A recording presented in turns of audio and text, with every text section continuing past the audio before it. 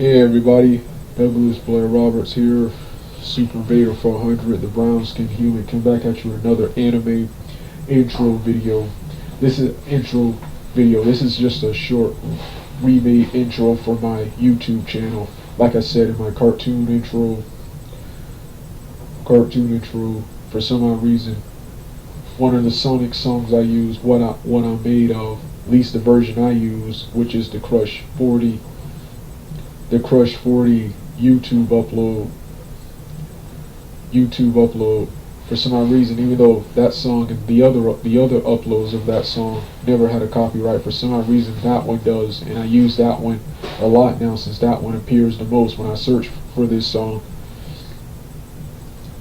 So instead of using what I'm made of for the YouTube channels for these remade, like I said, I'm only redoing these because the copyright notices aren't a problem, but in the future, when I set this account up for monetization, when I become eligible, that will become a problem. So right now, I'm gonna use two regular songs, and the What I'm Made Of will be used as my outro if it's a rant. So yeah, but this is the animes. Last time I did the cartoons. This right here is the various anime intros. So with that being said, let's get started right now.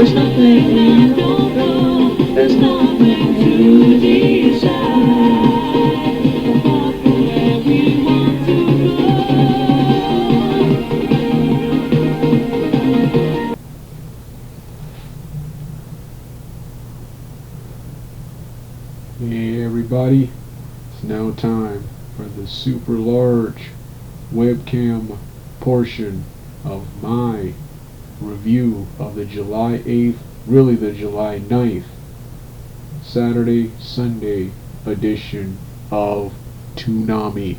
Like I said in the short narration intro, which will be in the description box below for those of you who are already on my Super Beta 400 channel. That short version leading you to this video will be in the description box below, as is previous Toonami videos I have done.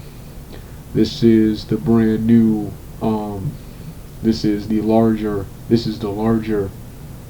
narration, where I talk more about the shows I just watched. Once again, I didn't get to mention this in my narration version, but watching the Nostalgia Critics channel awesome Toonami review episode inspired me to once again bring back the Toonami reviews, because I didn't remember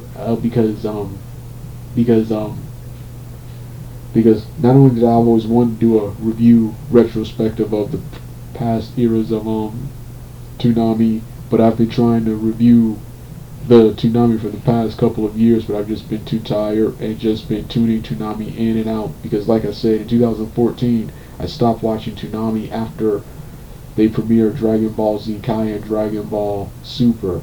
They premiered Dragon Ball Z Kai after they specifically said no old anime.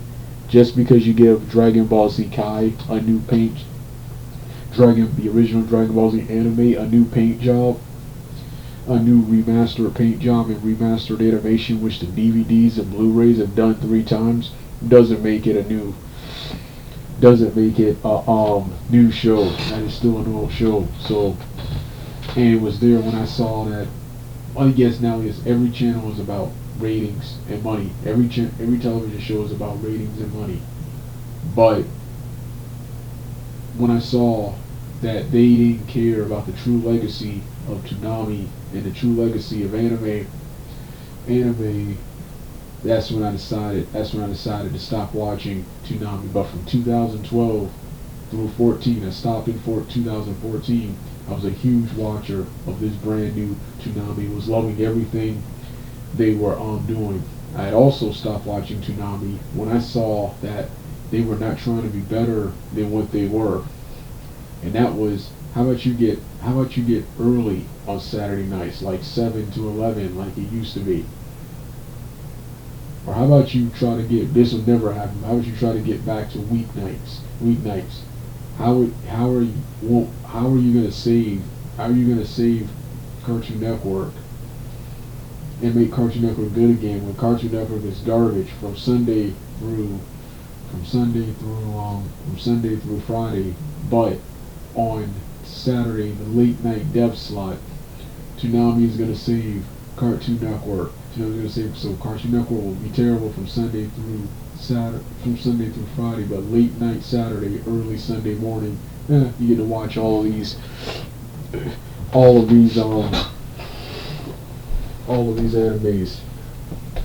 animes, and look at Toonami a decade later. It's much shorter now, which is also a good thing, that it's easier to watch nowadays. But it's much shorter. The block is much shorter, and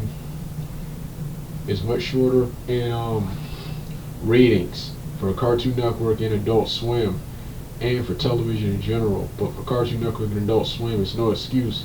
Ratings are abysmal. All the top kids channels, Cartoon Network, Disney, and Nickelodeon, ratings are abysmal. The ratings are abysmal. They're in the 0 points, and that's not good. They can't even get a 1. That's not good when you look at the monster ratings Cartoon Network, Disney Channel, Nickelodeon, those channels used to have. Yeah. So However, none of that matters anymore with the reviews nowadays, because not only do I want to bring back the nostalgia of reviewing, staying up and watching Toonami from 2012 and 13 when it returned. Not only do I want that back, but also I mentioned this in one of my Disney Channel rants, and that was I decided to retire from television because firstly, it will never be as good as it once was in the past decades, and channels like Cartoon Network, Disney, and Nickelodeon will continue to get worse and worse. Disney Channel has gotten slightly better. Nickelodeon is good when they focus only on cartoons, but Cartoon Network it just has this continuous decline. So from now on, I'm just retiring from television. I'm not like stop watching television altogether, but I'm like done tuning in to television, trying to get excited for these networks, especially Cartoon Network, which always managed to disappoint. From now on, I'm going to take my remote, look at the TV guide, and watch whatever I want. So if there's a new badass cartoon coming in the future,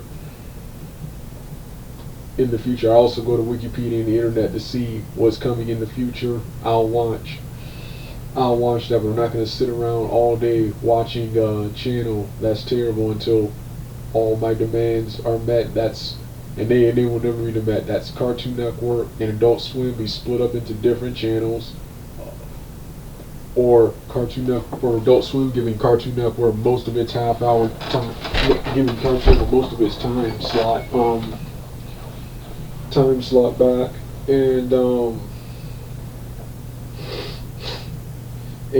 putting anime on weekends and weeknights, while Toonami will be on Saturday like it used to be.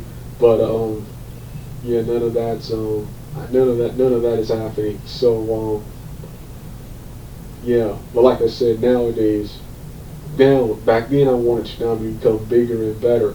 Now I just want to bring back the Toonami reviews and watch what I care about nowadays, because like I said, I'm retired from television. And another reason I'm retired from television is whenever there is a good channel nowadays, since no one really watches television, when there is a good television program, the viewership is good. The viewership is going to be terrible, and since the viewership is going to be terrible, revenue and everything else will be terrible, and that will lead to the show's early cancellation. Disney Channel is the biggest culprit of this.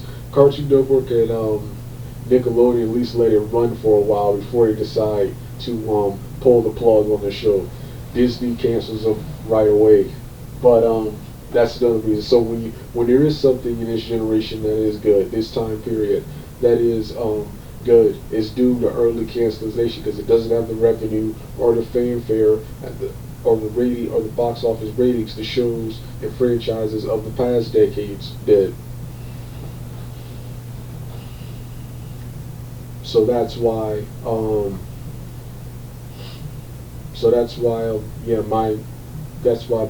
Toonami review from now on will be much different. Much different now. Back then I wanted Toonami to become bigger and better. Now I just wanna bring back the Toonami reviews, which were some of my most popular.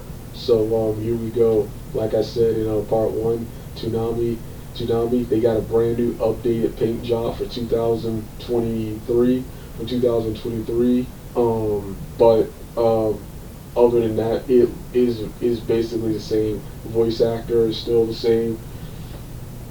The graphics, like I said, the graphics look like a hybrid of the fifth, 6th, and 7th generation. That's the PlayStation N64, PS2, Xbox, GameCube, and Nintendo Wii, Xbox 360, and PlayStation 3. That's what the graphics look like. It's the space part outside of the ship. I don't have a picture of that. I couldn't find a picture of that. I didn't feel like recording with my webcam. So yeah.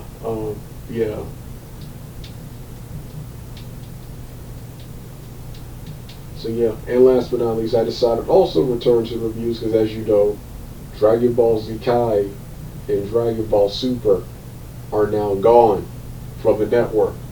And because of Disney's acquisition of 20th Century Fox, we won't be seeing Dragon Ball on Cartoon Network for a long time. And for the past, I had to tune out Toonami numerous times because they kept whoring out Dragon Ball again, not learning their lesson from the past decade, from the 2000s, um, decade when they continued trying to horn out Dragon Ball, when you saw the pattern, it was gonna get stale just like it did in Japan.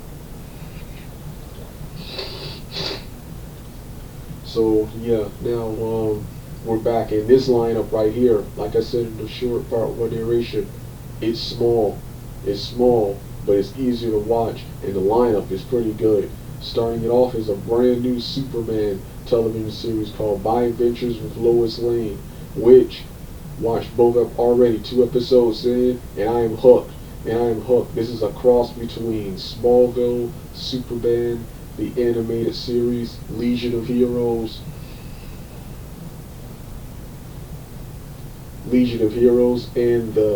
um and the new 52 Superman the new 52 Superman comics. So the elements from all time periods of Superman, but those for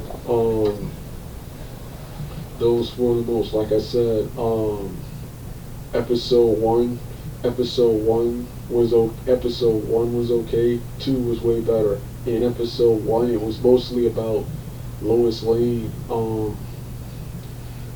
Lois Lane. Really, what I love about this episode was it was about Lois Lane lying and using Clark Kent and Jimmy to advance her career and get a story on Superman, and finally something Clark Kent never does in any other Superman media. He calls Lois out for it. He calls Lois out for it. And makes her feel guilty. About it, and makes her feel guilty about it later when he comes to save her, and this forces Lois to apologize. Yeah, I'm already liking the show already. Lois, she's annoying. She's more tolerable in modern eras, but she's annoying like her 60s and before counterpart. So yeah, but I like how finally in a Superman series Lois gets called out, and it has a Japanese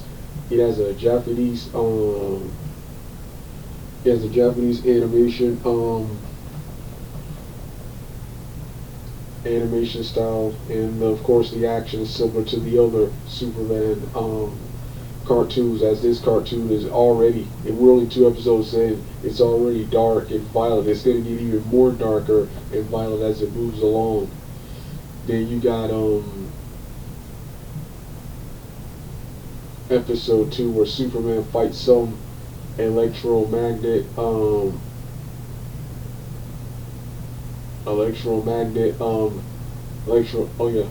electricity based female electricity based villain, energy based villain, and Superman beats her at the end. She's kidnapped by the Suicide Squad, by a small Suicide Squad led by Amanda Waller, wanting to know more about Superman, which is what Amanda Waller's Super Suicide Squad wants. So yeah, already 2 episodes in. I can't wait to watch more. And like I said in part 1, I'm going to be doing a post reaction and post review of each episode of my adventures with Clark Kent, because I've actually been waiting for this series. I wasn't going to stick around and sit through a bunch of terrible television for this show, but I remember them announcing they were going to make a new Superman series, and I just when I saw one for Batman 2, Batman 2. Yeah, I'll watch both. Always come in and watch both of those, and if they're good, I'll stick with them and do the post reaction and post review, where I do a webcam post reaction or review, either on or off camera, depending on the quality of the episode.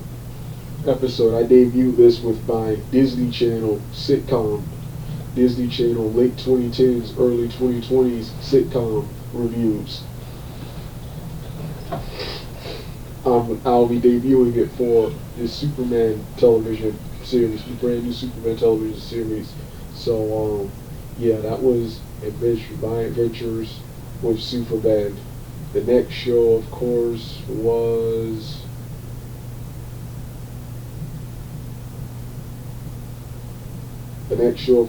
Dr. Stone. Dr. Stone. Dr. Stone. The entire episode featured the main characters building some kind of ship under the command of the leader, who is the main character. This set sail to a scary place with a giant skull.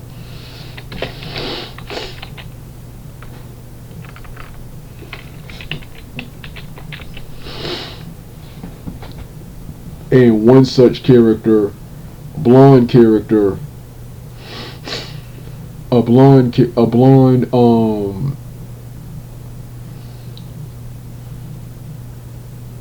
and one such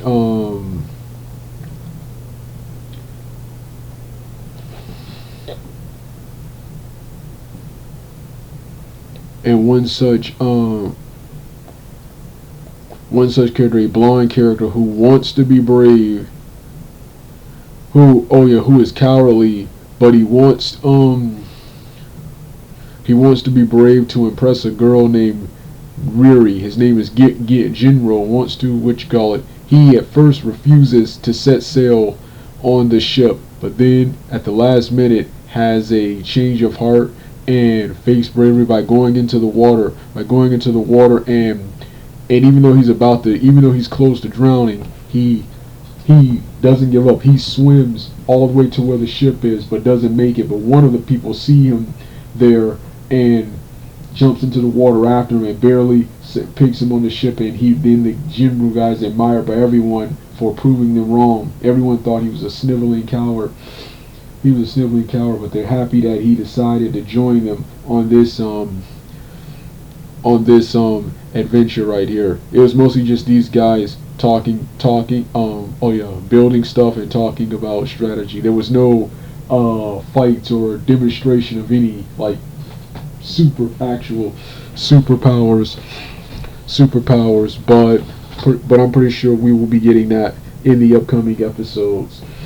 And already one episode in, I want to watch. I heard great things about this anime prior. The YouTube channel comedy group RDC World, who does various comedy skits. They did one skit called "Animes You Wouldn't Want to Be In," and one guy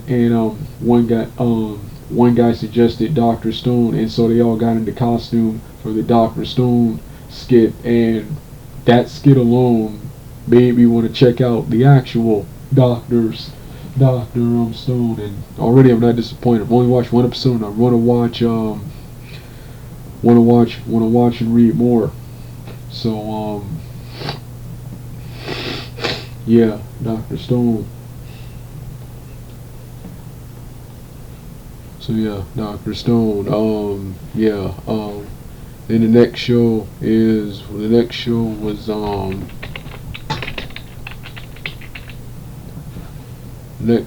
One Piece.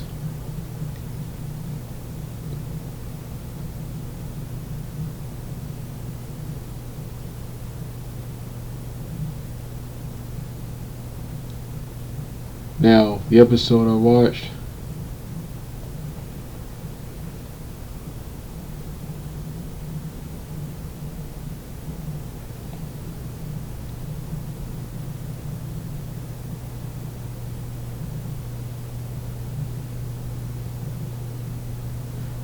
I don't remember the episode. That I don't remember the episode. Don't remember which season the episode I watched. But the episode I watched, it was the episode I watched, it was weak. This was the weakest of like I said in short part one narration. This was the weakest of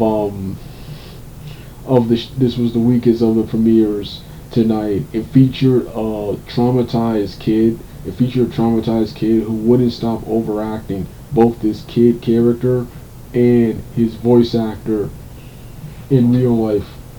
annoyed annoyed the hell annoyed the hell out of me. There was so much overacting and bad English dub overacting that yeah, that it ruined the episode for me. Whenever it was focused on Luffy, Sanji, and Zolo, it was it was okay, it was this traumatized kid who was searching for his father. Okay, he finally encounters his father again, and even with his father, he is still acting up and still acting is still over the top. There's one scene where Sanji tries to feed him some of his food, and the kid refuses to eat, refuse without even tasting it, refuses to eat the food and weighs it above his head, preparing to throw it over, wasting good food like that. Wasting good food like that. I run up so that I wanted someone to punch and get punch and kick, or even kill this kid. And then the kid wouldn't calm down until his dad when it started doing it. But other than that, other than a couple of battle strategy, other than a couple of strategies about manipulating and outsmarting Luffy, there was hardly any action in this episode. It was because of this the horrible pacing and horrible overacting like this is why One Piece never took off here in America like Naruto and Bleach did. That's a video for another day. This was the weakest of the premieres, but it was still entertaining, especially since it was, for me, it was just filler. It was just happy to be watching Toonami again. It was just filler for the next two shows, which were the shows of the night, and that was first Naruto Shippuden. This was episode, this was season 20, episode 30. What was this called? What was this called? Don't remember what it was called, but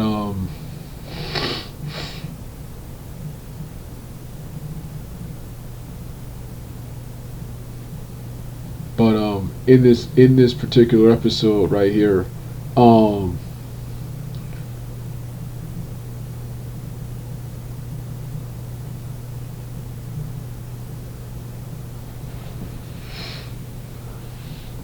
yeah, in this episode, the reanimated Daidara flies on his dragon and sends one of his gigantic clay figures,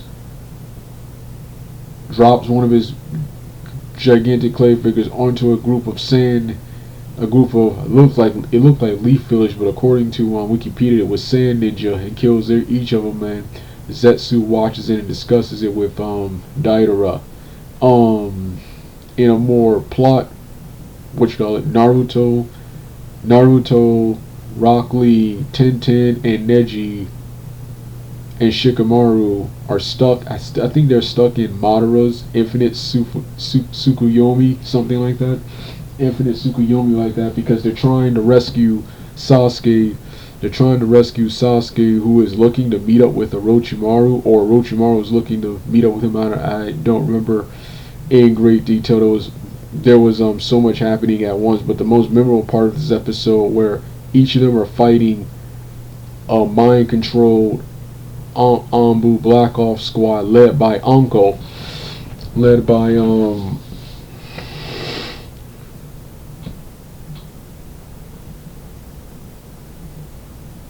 actually, according to Wikipedia, their mission was Shikamaru. He has the idea that their mission is to make sure Sasuke reaches Orochimaru and do everything in that power to do it. So at first they try to fight the Anbu group, but then Shikamaru comes with the idea to run away, and they pursue while Rock Lee stays behind.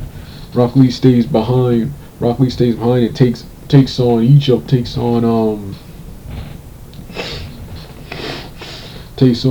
hand to hand. He even opens one of the gates. He even opens one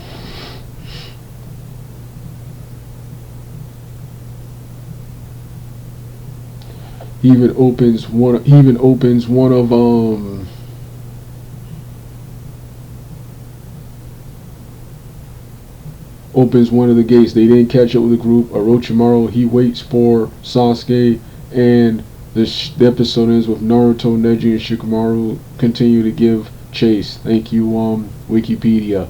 Needed Wikipedia to remember everything. Yeah, remember everything. This is actually my favorite arc, the Shinobi War arc. Like it was so damn long. You see, as awesome as Naruto is, I cannot recommend it to a new viewer. If you're gonna get into Naruto, start off with the manga, then watch the two canon movies, The Last and Boruto the movie. Then if you want to see the rest, then you check out the rest to see how the other adaptations were, the other anime adaptations were. But yeah, can't recommend Naruto. But this and the next show, My Hero's Academia, were shows of the night.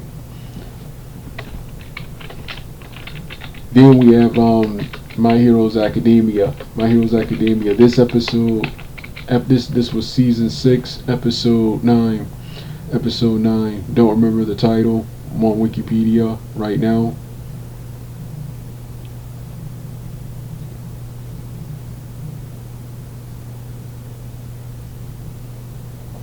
But this episode it focused on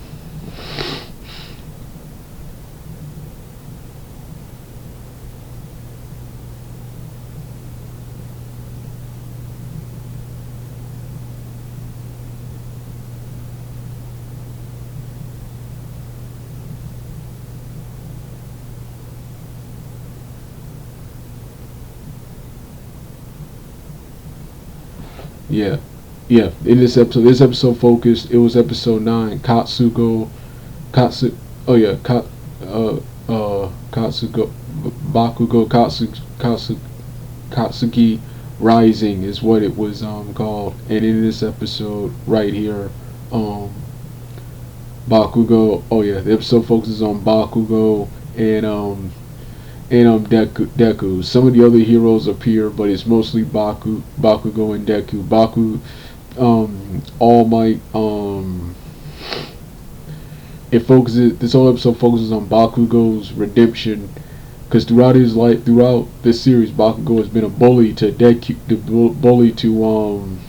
Deku, and All Might reminds Bakugo that he's trying to now that he now has to atone for his bullying, and now and this episode is the chance. Deku is in a gigantic battle with a dangerous supervillain named Shigaraki, and at the end, Shigaraki prepares for a gigantic blow on Deku, but Baku makes the ultimate sacrifice, pushing Deku out of the way and getting stabbed by this sharp giant quark, and the episode ends there. I could easily watch the next episode or read what happens next, but I'm not going to do it. This episode was so awesome that I'm going to wait till next week to watch and review it. But yeah, My Hero's Academia. I'm still in the middle of season 2. Season 1 was so awesome. It's hard to watch the other seasons. The season 1 was such an awesome introduction. It's kind of hard to watch the other seasons. I have the same problem with One Punch Man. That's why I haven't seen much My Hero's Academia, despite already I got into it in 2017 and it instantly became my new favorite and best anime of all time. It is probably the best and greatest anime of all time. So yeah, that's it for the Toonami premieres. That's it for the Toonami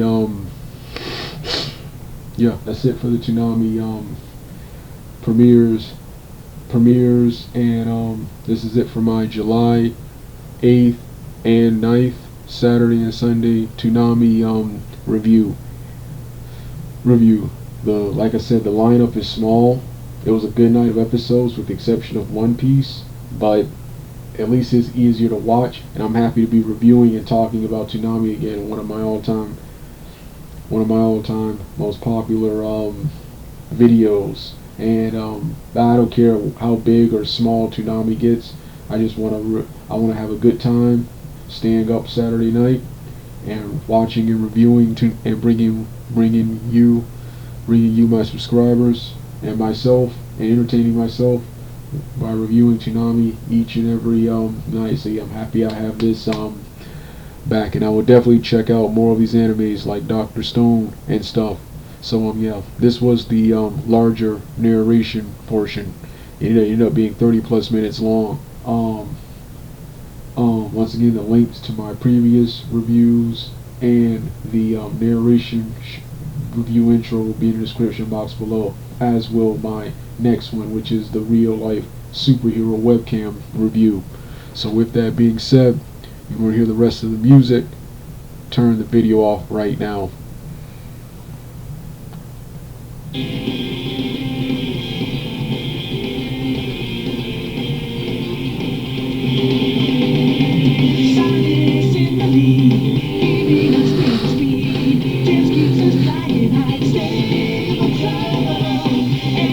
Fireside.